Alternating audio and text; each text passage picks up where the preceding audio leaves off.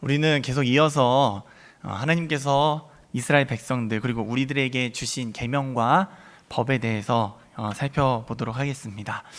어떤 법이든지 간에 법이라는 것은 이 순차적으로 나올 때 뒤에 나오는 법이 앞에 나오는 법에 어긋나거나 위배가 되어서는 안 됩니다.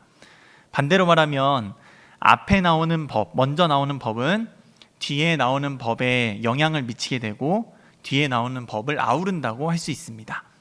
우리가 이 10계명만 봐도 알 수 있는데 1계명부터 4계명은 하나님에 관한 법, 그리고 5계명부터 10계명은 사람, 이웃에 관한 법이라고 할 수 있는데 이 1계명, 하나님 외에 다른 신을 두지 말라는 계명을 지키는 일환으로 4계명, 하나님이 제정하신 안식일을 거룩하게 지키는 것이다 라고 할 수 있는 것입니다.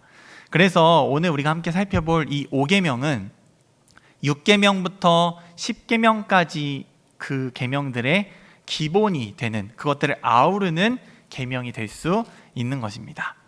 그럼 우리가 이 5계명을 볼 때 부모를 공경하는 사람이 살인도 하지 않고 간음도 하지 않고 도둑질도 안 한다는 것이냐, 효자, 효녀가 되어야 한다라는 말일까요?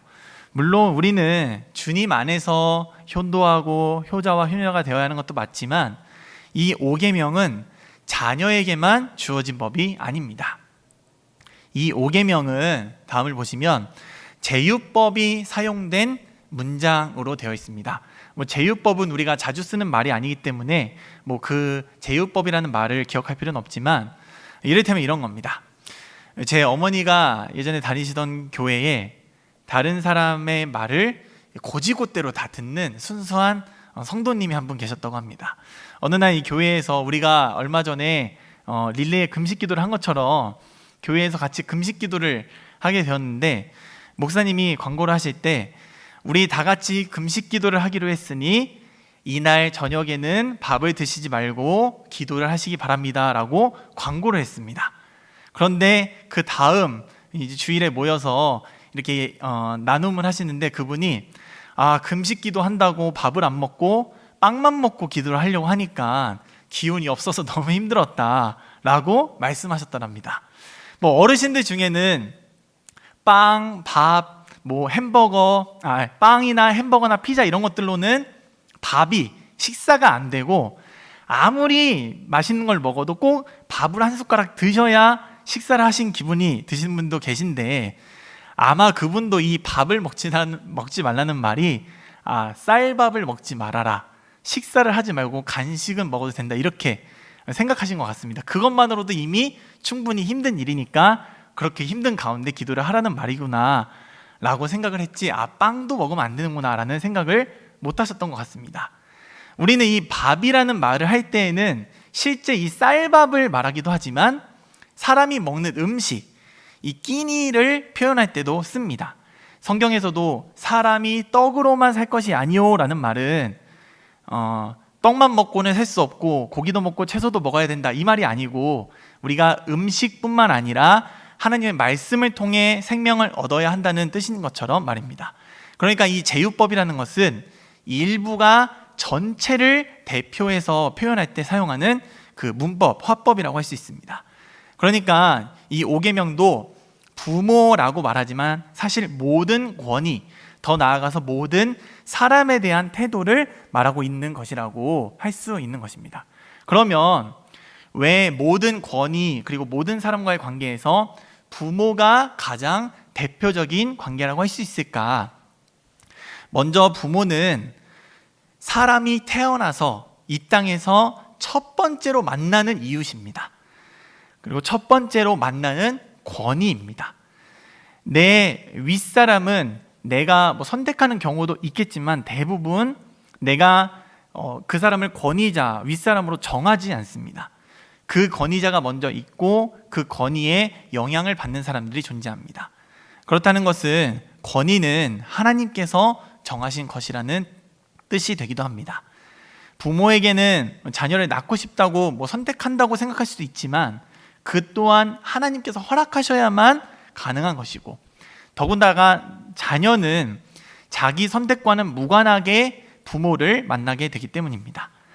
하나님은 먼저 가정에서 권위를 세우시고 그 질서가 온 세상에 적용되어야 한다는 것을 알려주고 계시는 것입니다.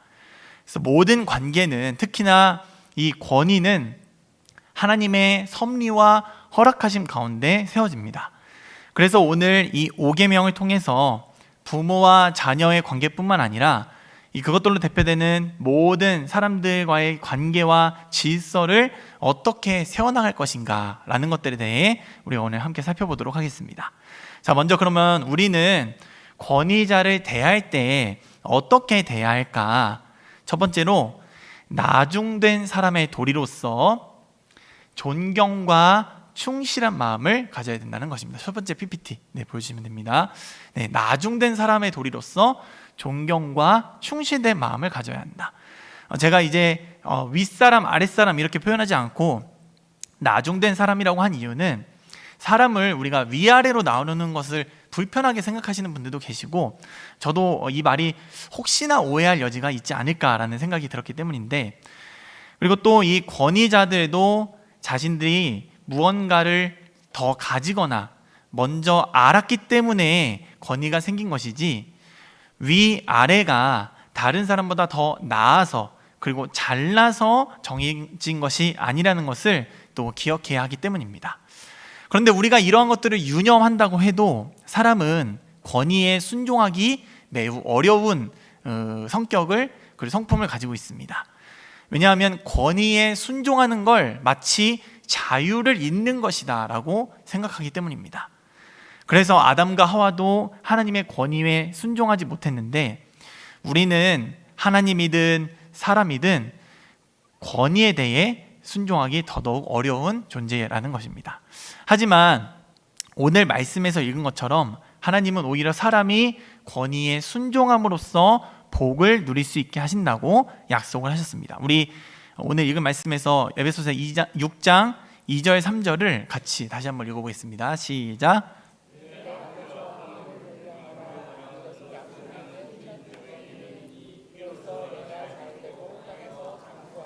아멘. 이 바울은 5계명에 대해서 말하면서 약속이 있는 첫 계명이라고 말합니다. 그런데 이 2계명에 해당하는 출애굽기 20장 6절을 보면 내 계명을 지키는 자에게는 이라고 말씀하시면서 1000대까지 은혜를 베푸느니라 라고 약속을 하셨는데, 이 약속은 2계명뿐만 아니라 모든 하나님의 계명 전체를 말씀하시는 것이고, 이 말 그대로 어떤 계명 하나에 약속을 달아놓으신 것은 이 5계명이 첫 번째라고 할 수 있는 것입니다. 이렇게 하나님은 권위를 세우시고 그것을 통해 이 땅을 다스리시며 복을 주려고 하시는 것입니다. 하나님은 권위자이시고 질서의 하나님이시기 때문입니다. 그래서 이 세상은 처음 지어질 때부터 모든 것들이 질서와 권위가 정해져 있었습니다. 창세기 1장 2절에 땅이 혼돈하고 공허하며 흑암이 깊음 위에 있고 하나님의 영은 수면 위에 운행하시니라 라고 나와 있고, 4절부터 어떻게 나오냐면 빛이 하나님이 보시기에 좋았더라.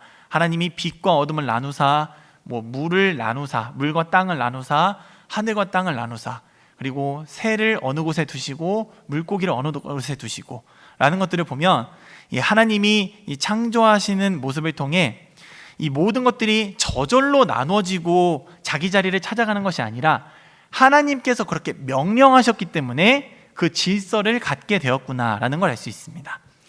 이 세상은 원래 이 창세기 1장 2절처럼 무질서하고 혼돈 가운데 있었지만 하나님께서 각각의 자리를 나누셨고 이러한 질서를 통해 하나님께서 이 세상을 창조하신 것입니다.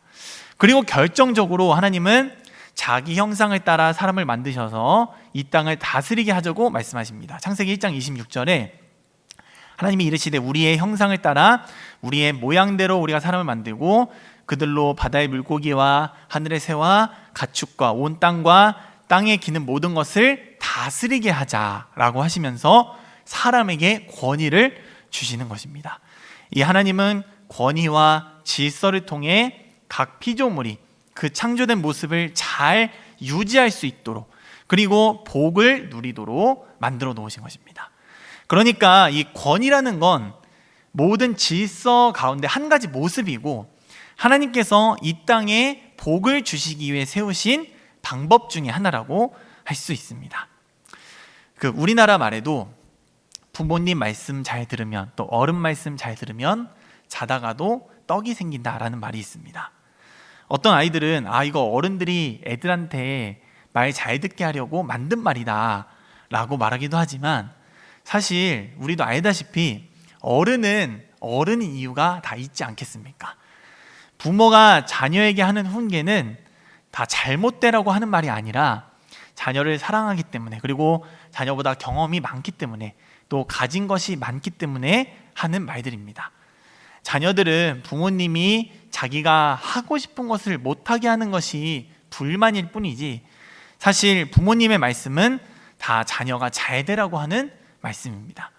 하지만 그 부모의 마음과는 다르게 부모도 사람이기 때문에 부족함과 연약함으로 실수를 할 수도 있습니다.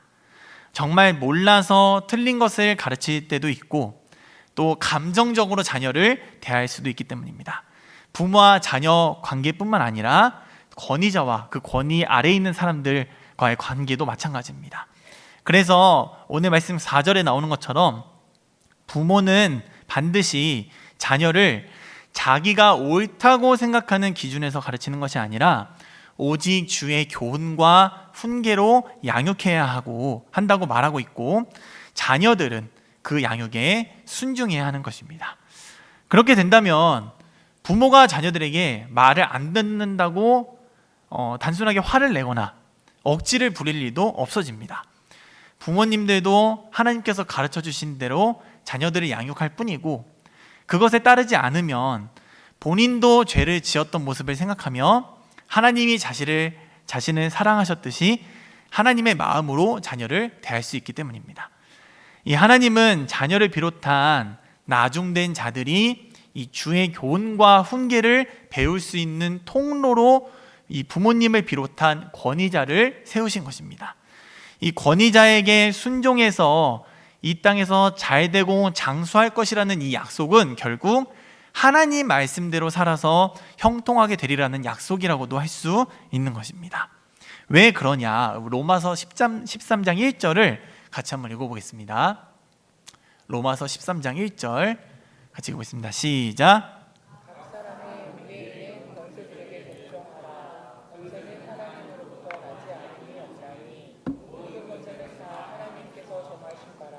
아멘. 이 에베소서 오늘 읽은 6장 5절 말씀에도 이 순종을 그리스도께 하듯 하라고 말하고 있습니다. 권위자에게 하는 순종은 결국 하나님께 하는 순종이나 마찬가지입니다. 왜냐하면 그 권위를 하나님께서 세우셨기 때문입니다. 물론 그 사람이 하나님의 뜻에 거스를 때에도 모두 순종하지는 않습니다. 말 그대로 하나님께서 세우신 권위이기 때문에 그 권위자가 하나님의 뜻마저 거스른다면 그것은 그 사람이 받은 권위를 악용하는 것이고 더 이상 권위자로서의 자격이 없기 때문입니다. 다만 우리가 내 생각에 맞지 않다고 해서 권위를 무작정 무시해서는 안 됩니다. 가장 우리가 주변에서 볼 수 있는 흔한 모습이 정치와 관련된 문제일 수도 있는데, 어떠한 정치인의 정치 성향, 발언, 행동이 단순히 나의 생각과 다르다고, 또 아니면은 그 사람의 정책이 나에게 손해가 된다고 해서 무조건 싫어해서는 안 됩니다. 저 사람 때문에 우리 집값이 떨어졌어, 저 사람 때문에 내가 집을 못 사, 이렇게 생각해서는 안 된다는 거죠. 그것이 하나님의 뜻을 거스르는 것인지 지혜롭게 구별해야 하고, 하나님의 뜻을 거스르는 것이 아니라면 아무리 나에게 손해가 되더라도 그것이 공익이 된다면 또 순종할 수 있는 태도가 필요한 것입니다. 하나님은 그 권위를 나만을 위해 정하신 것이 아니라 이 세상의 질서를 위해 정하신 것이기 때문입니다. 또 우리 주변을 보면 이런 경우가 있습니다. 병원에서 그럴 경우가 가끔 있는데, 내가 아는 지식과 의사 선생님이 말하는 것이 다를 때입니다. 내가 더 잘한다, 내 몸인데 더 잘한다, 뭐 이렇게 하는 경우가 있는데, 뭐 저도 그런 경우가 있겠지만, 그렇다고 그 의사 선생님이 무조건 틀렸다고 말해서는 안 되겠죠. 왜냐하면 그 의사 선생님의 권위가 나보다 더 높기 때문에. 우리가 다른 병원을 몇 군데 더 알아보면서 여러 가지 권위들의 말씀을 들어보며 정확한 판단을 하면 되는 것입니다. 그 권위가 틀렸다고 해서 나에게 권위가 주어진 것은 아니기 때문입니다. 우리가 뭐 정치인이든 의료인이든 더 나아가서 설교자에 대해서도 모두 이 삐딱한 시선으로 보고 내 생각대로만 판단하고 행동한다면 이 사회가 얼마나 어지러워질까요? 물론 어떤 직업군에서 잘못한 일이 이 뉴스를 통해 나오기 때문에 불신을 유발할 수도 있지만, 그렇다고 모든 사람이 그 잘못을 하는 것은 아니듯이 우리는 우선적으로 그 권위를 무시하는 태도를 가져서는 안 됩니다.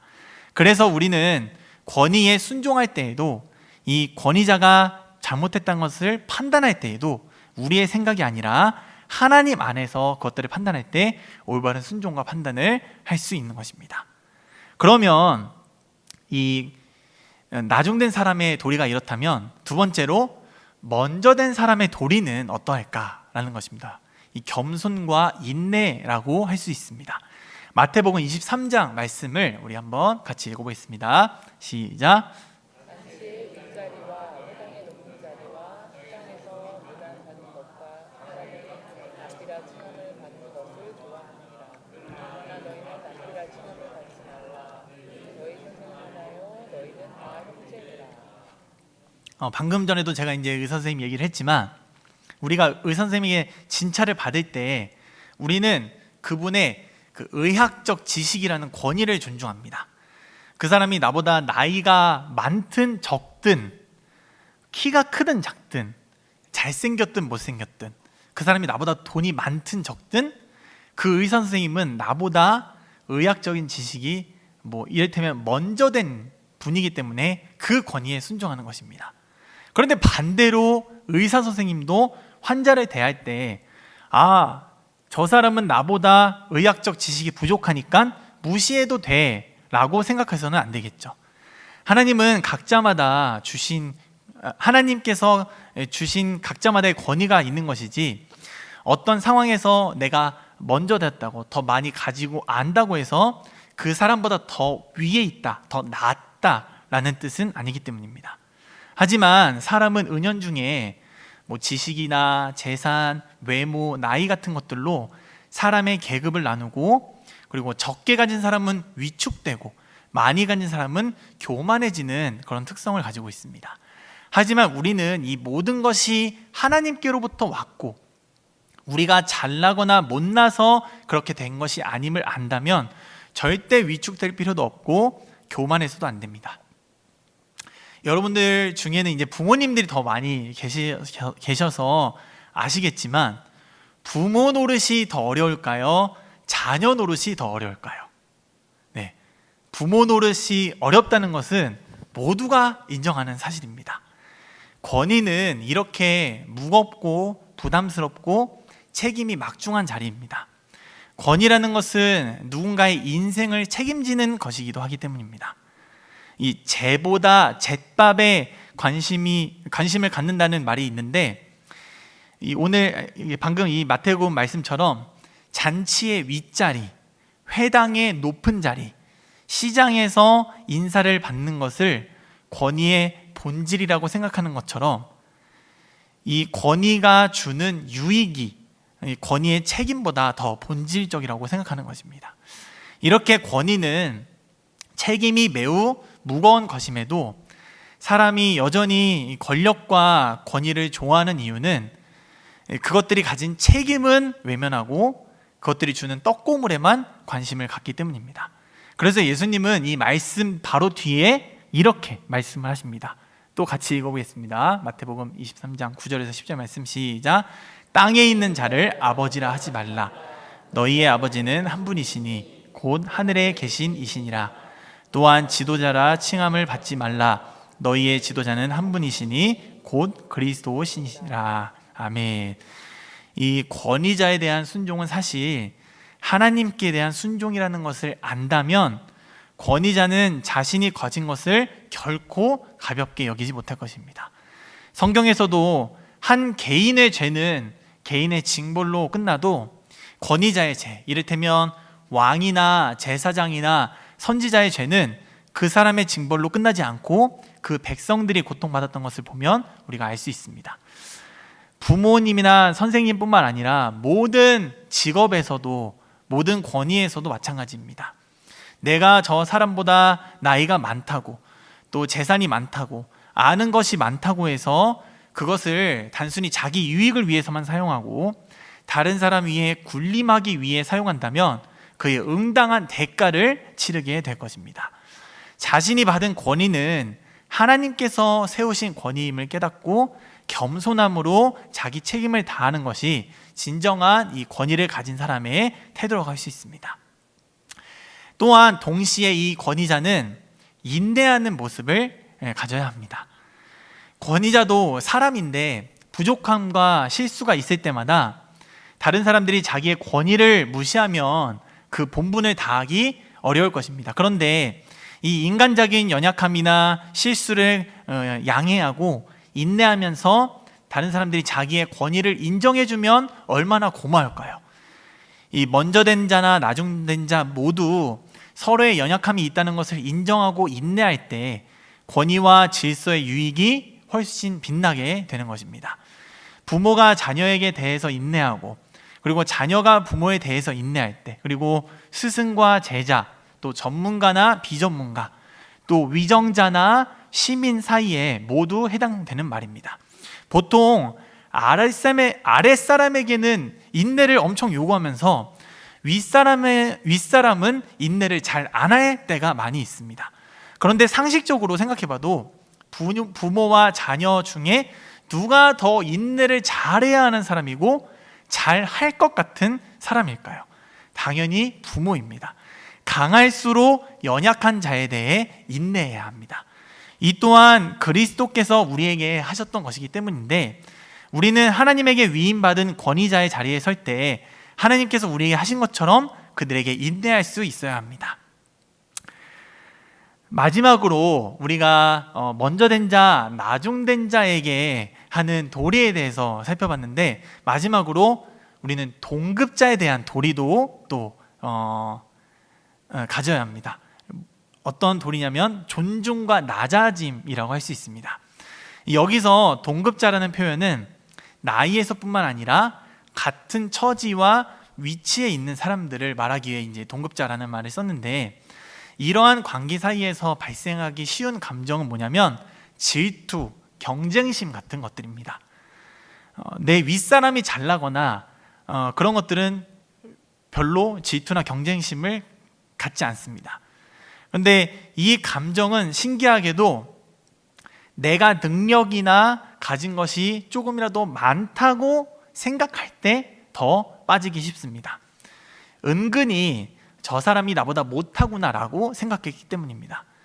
내가 저 사람보다 적게 가졌다, 내가 저 사람보다 잘 못한다라는 것을 알면 부러워하기는 해도 저 사람이 1등을 하는 것을 인정하기는 좀 더 쉽지만, 내가 저 사람보다 더 잘났다고 생각하면 내가 2등을 해도 저 사람이 1등을 하는 것을 보기 힘들어합니다. 2등이 1등을 인정하는 것보다 2등이 1등을 인정하는 것이 꼴찌가 1등을 인정하는 것보다 어렵습니다. 이것은 하나님께서 우리에게 원하시는 진정한 이웃사랑이라고 할 수 없습니다. 조금 부족하더라도 우리가 할 수 있는 사랑 중에 가장 큰 사랑은 보통 부모의 사랑이라고 하는데, 자기 자녀가 자신보다 잘 되는 것을 배아파하고 이 질투하는 부모는 없다는 것을 보면 진짜 사랑은 그 사람이 그냥 잘 되는 것보다 나보다 잘 될 때 오히려 더 기뻐하는 것이기 때문입니다. 또 내가 누군가 나보다 잘 되는 것을 마음에 안 들어한다는 것은 진짜 형제 자매로 여기지 않기 때문일 것입니다. 내 가족이 잘 되는 것, 그리고 아무리 교회 사람이라고 해도 남이 잘 되는 것이랑 기분이 다르게 느껴질 때가 있죠. 그 사람이 내 친형제 자매라면 그런 마음이 안 들 텐데 그 사람이 내 친가족이 아니기 때문에 진심으로 축하하기 어려워질 때가 있습니다. 물론 친형제 자매도 서로 더 가지려고 하고 경쟁자로 생각하면 시기와 질투는 어김없이 일어나게 됩니다. 예수님의 제자들도 서로 누가 큰지 다퉜고, 가인과 아벨도 가인이 하나님께서 동생 아벨의 제사만 받으시자 시샘에서 동생을 죽이기까지 했습니다. 이렇게 시기와 질투는 서로를 사랑하지 못하게 하는 큰 장애물이 됩니다. 그럴 때마다 우리가 무엇을 생각해야 되느냐? 바로 예수님의 가르침을 생각해야 합니다. 요한복음 13장에서 내가 주와 또는 선생이 되어 너희의 발을 씻었으니 너희도 서로 발을 씻어주는 것이 옳으니라. 내가 너희에게 행한 것 같이 너희도 행하게 하려 하여 본을 보였노라 라고 말씀하십니다. 예수님은 제자들보다 못하셔서 그들의 발을 씻겨주신 것이 아닙니다. 우리는 자신을 다른 사람보다 낮추는 마음으로 시기와 질투를 극복하고 서로를 존중할 수 있어야 합니다. 우리가 다 같이 높아질 수 있는 방법은 서로 높아지려고 하는 것이 아니라 서로가 낮아지려고 할 때 오히려 모두가 존귀함을 받는 자들이 되기 때문입니다. 이처럼 우리는 윗사람에 대한 권위도 인정해야 하지만 나중된 사람의 권위와 그리고 동급자의 권위도 동일하게 인정하고 존중할 수 있어야 합니다. 모든 사람들이 하나님의 형상을 따라 지음을 받았고 그들이 우리 곁에 그리고 그 위치와 자리에 있는 것 모두 하나님께서 허락하신 것이기 때문입니다. 이 5계명은 권위에 대해서만 말하는 것 같지만 결국 어떠한 사람을 사랑하지 않으면 또 그 권위자를 사랑하지 않으면 권위자를 존중할 수도 없고 그리고 권위자도 다른 사람을 섬길 수 없습니다. 우리가 1계명에서 4계명은 하나님의 사랑에 대해서 말하고 있듯이 5계명에서 10계명은 이웃 사랑에 대해서 말하고 있는데 우리는 이 하나님을 사랑한다고 하면서 이웃을 사랑하지 않는 것은 거짓말을 하는 사람밖에 될 수 없다고 요한 1서에서 이렇게 말하고 있습니다. 요한 1서 4장 20절 21절에 누구든지 하나님을 사랑하노라 하고 그 형제를 미워하면 이는 거짓말하는 자니 보는 바 그 형제를 사랑하지 아니하는 자는 보지 못하는 바 하나님을 사랑할 수 없느니라.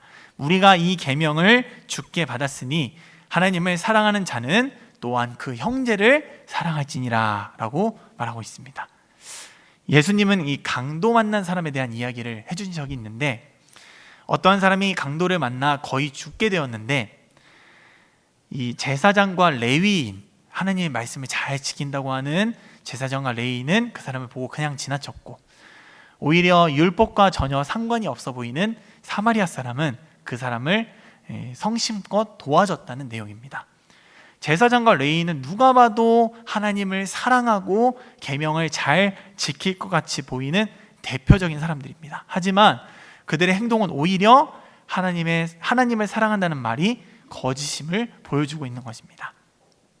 이 요한일서 말씀에 보는 바 그 형제를 사랑하지 않는 자는 보지 못하는 바 하나님을 사랑할 수 없다라는 말씀을 얼핏 보면 보이는 형제도 사랑 못하면서 안 보이는 하나님을 어떻게 사랑한다고 말할 수 있냐라는 말처럼 보입니다. 그런데 우리가 실제로 하나님 사랑이랑 이웃 사랑 중에 어떤 게 더 어려우시던가요? 네, 이웃 사랑이죠. 그러니까 이 말은 형제 사랑이 하나님 사랑보다 더 쉽다라는 말이 아니라 이 마땅하다라는 관점에서 봐야 됩니다. 그러니까 눈에 보이지 않는 하나님을 사랑한다고 하면 눈에 보이는 형제를 사랑하는 것이 마땅하다라는 뜻입니다. 하나님은 우리가 이웃을 사랑하여서 죄인을 사랑하셨던 당신의 사랑이 이 땅에 널리 확장되기를 원하셨습니다.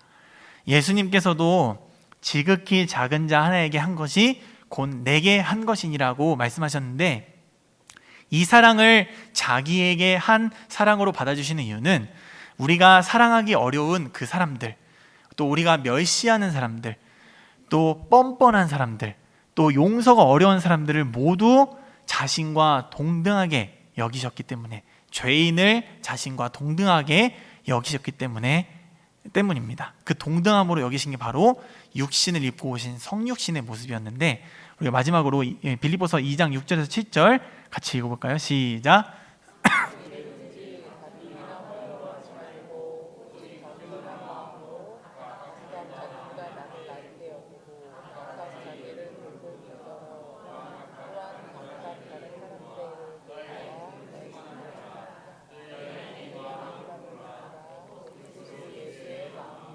아멘. 이 하나님을 가장 온전하게 사랑하고 순종하신 분이 누구였을까요? 바로 예수님이죠. 마찬가지로 죄인을 가장 온전하게 사랑하고 낮아지신 분도 바로 예수님입니다. 우리는 이제 내 안에 그리스도 예수의 마음을 품은 사람들이 되어야겠습니다. 우리로서는 도저히 할 수 없는 이 이웃 사랑을 바로 예수님을 닮은 모습으로 이뤄내는 저와 여러분이 되시길 주님의 이름으로 축복합니다. 그래서 내가 정말로 하나님을 온전히 사랑하는구나 라는 것들을 형제와 자매 사랑을 통해 확인하시고, 또 하나님의 사랑이 이 땅 가운데 확장되어가는 그 자리에 중심에 서 있는 우리 부평교회가 되길 바랍니다.